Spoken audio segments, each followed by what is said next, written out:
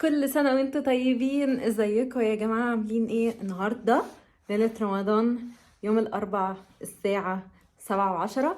أول رمضانوجز. اللي ما يعرفش ايه هو الرمضانوجز، هو فلوجز في رمضان هعمله يوم ويوم لأ بإذن الله. هينزل الساعة 11 بالليل. ده هينزل كده تاني يوم رمضان عشان اصور لكم ليلة رمضان بإذن الله واول يوم رمضان. فهينزل بإذن الله تاني يوم رمضان. احسبوا بقى من بعدها يوم يوم لأ. هيبقى الساعة 11 بالليل. دلوقتي كل اللي انا هعمله هو اني لبست ونازلة عشان نروح نصلي التراويح. اول صلاة تراويح باذن الله. يا رب كده رمضان يكون حلو علينا وعليكم، كل سنة وانتم طيبين. انا بصراحة مش منتظمة في صلاة التراويح كل يوم، بس ليلة رمضان بحب ان انا انزل اصلي التراويح عشان بتدخلني في مود رمضان. ساعات بصليها في البيت، ساعات بصليها في الجامع. فدلوقتي هنزل اصلي التراويح، هسيب الموبايل في البيت. حتى هصور لكم مثلا مقتطفات كده بسيطة هيبقى من موبايل مامتي، عشان بحس ان محتاجة افصل. عشان انا بلاقي الموبايل في ايدي باجي ما بين كل ركعتين امسك الموبايل، اتشيك انستجرام، اتشيك فيسبوك. فبحس ان الساعه دي عايزه، ولا الساعتين دول افصل تماما. مش عايزه ابص في حاجه، يعني هما بيبقوا ساعتين في اليوم ما ببصش في اي حاجه، وبرجع تاني امسك الموبايل وعادي جدا. فتعالى النهارده نشوف اليوم هيمشي باذن الله ازاي. فيلا بينا نبدا ونروح على صلاه التراويح دلوقتي. طبعا الجو لسه ساقع شويه بالليل، لابسه جاكيت على العبايه. وعايزه بقى اقول لكم حاجه، انا تحتهم البيجامه على طول.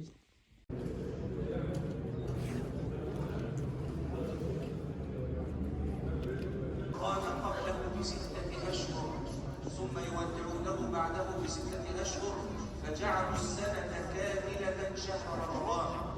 طب يا جماعة، أنا امبارح صليت ودخلت في غيبوبة. محتاجة بقى أوريكم حاجة. شايفين أحمد ومصطفى عملوا لنا إيه؟ النجمة اللي اتفرج على الفيديو هسيبه لكم بتاعهم هيعرف أنا بتكلم في إيه.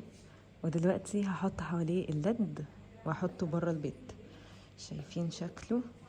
نجمة مش باين قوي من الحديد اللي وراه، بس النجمة والهلال. برضو الفانوس ده، الفانوسين دول احمد هو اللي عاملهم. اوريكم بقى شويه من الحاجات الزينه اللي كنت جبتها حطيتها في البيت.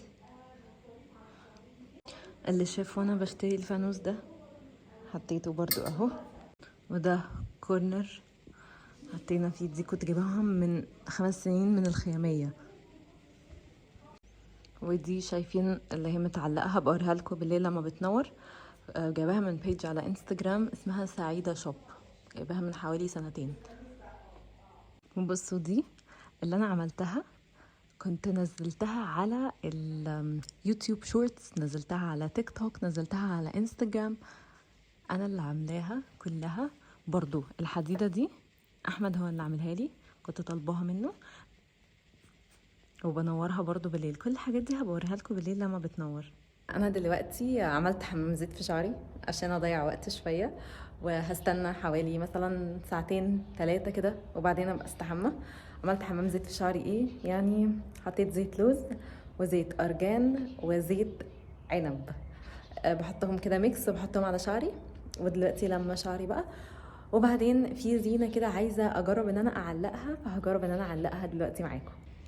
دي شماعه بجيبها هي باللزق. هعمل ايه بقى؟ هلزقها هنا الناحية دي، الزقها الناحية التانية هنا عشان احط ستارة ما بين الناحيتين. جماعة بصوا، هو طولها ما كفاش في الحتة اللي كنت بقول لكم عليها، فحطيتها هنا. ده المكان الوحيد اللي كفى.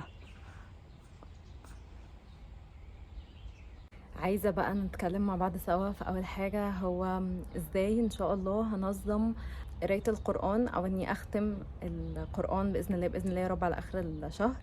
هو أنا بقرأ بعد كل صلاة 5 صفح، وبحاول كل مرة إن أنا أزود لي مثلا صفحة صفحتين. عارفين ما بين العصر والمغرب بيبقى فيه وقت كتير، فبقوم ساعتها أقرأ أكتر شوية، عشان بعمل حساب إن لما ما بصومش فساعتها برضه مش بحب إن أنا أقرأ قرآن. فبالتالي بكون عليا اجزاء عايزه ان انا اكون اوريدي مخلصاها من قبل كده. ساعات الواحد بيبقى معزوم فبيلحقش يقرا قران قوي، ساعات الواحد بيبقى بيعمل اي حاجه ممكن ما تلحقوش في مثلا الوقت اللي هو بيبقى بعد المغرب، ما بين المغرب والعشاء، ده ممكن برضو الواحد ما بيلحقش يقرا فيه قران. فاكتر وقت بحب استغل في الحته دي هو ما بين العصر والمغرب، بيبقى الواحد مش وراه حاجه قوي ان هو يعملها. بس في العموم في اليوم الواحد يحاول يخلص ان هو حوالي 20 من 20 ل 25 صفحه، عشان باذن الله على اخر الشهر نكون كملنا ال 30 جزء وختمنا القران باذن الله.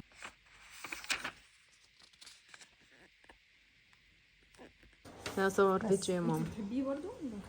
لا بكره. فطار النهارده ايه يا ماما؟ ورق عنب. تكلمنيش؟ طب حد يقول. ورق عنب. ورق عنب. بعد الفطار دلوقتي نازله عشان اروح اصلي التراويح. كده هقفل الفلوج بتاع النهارده على كده، ان شاء الله بقى نصور بكره واشوفكم بعد بكره باذن الله. قولوا لي بس النهارده كده انتوا اول يوم في رمضان اتغديتوا ايه؟ اي ثينك ان كل الناس اتغدت ايه؟ اتغديتوا ايه؟ بس فطرتوا ايه؟ معلش يا جماعه الاكل تقل وخلاص الواحد مش شايف قدامه وعايز اصلا يدخل ينام. بس كده، يا رب الفلوج ده يكون كده، مش عايزه اطول فيه اكتر من كده عشان عايزاه يبقى حاجه خفيفه وبسيطه. اول يوم مفيش رغي كتير ولسه كده بنسخن في الاول، وانا بعود نفسي على ان انا افلوج بشكل يومي. فبس كده، ان شاء الله بقى اشوفكم في الفلوج اللي جاي اللي هو بعد بكره باذن الله على طول. يلا باي باي.